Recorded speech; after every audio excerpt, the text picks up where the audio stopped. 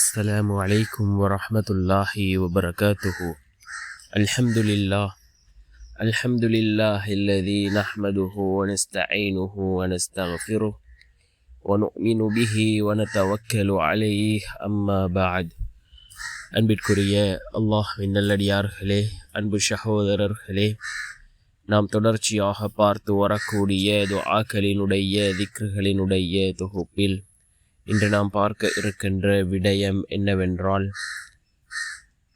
இன்றைய தினம் அசருடைய தொழுகையை தொழுதுவிட்டு இந்த சூறாவை 10 தடவை ஓதுவோம். இந்த குர்ஆனினுடைய வசனத்தை 10 தடவை ஓதுவோம்.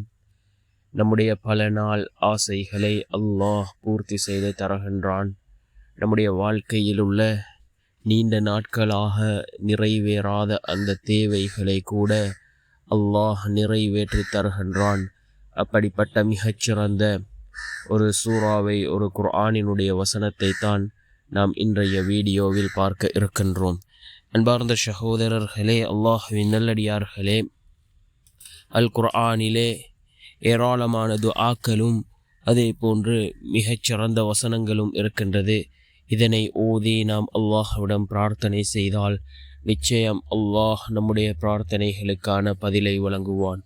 அன்பார்ந்தவர்களே, அல்லாஹ்வின் நல்லடியார்களே, அசருடைய தொழுகையை தொழுதுவிட்டு அதே இடத்தில் அமர்ந்தவர்களாக இதனை ஓதி நாம் அல்லாஹ்விடம் கையேந்தி பிரார்த்தனை செய்வோம்.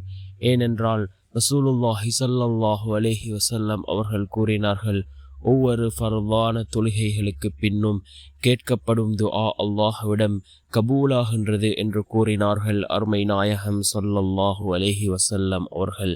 நாம் அசருடைய தொழுகையை தொழுதுவிட்டு இந்த துஆவை ஓதி அல்லாஹ்விடம் பிரார்த்தனை செய்வோம். என்ன துஆ?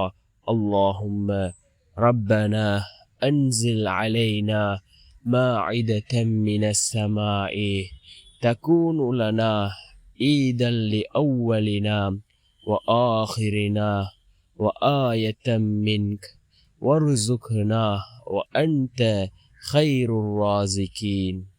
اللهم ربنا أنزل علينا مائدة من السماء تكون لنا عيدا لأولنا وآخرنا وآية منك وارزقنا وأنت خير الرازقين என்று வரக்கூடிய இதனை நாம் 10 தடவைகள் ஓதி அல்லாஹ்விடம் பிரார்த்தனை செய்வோம்.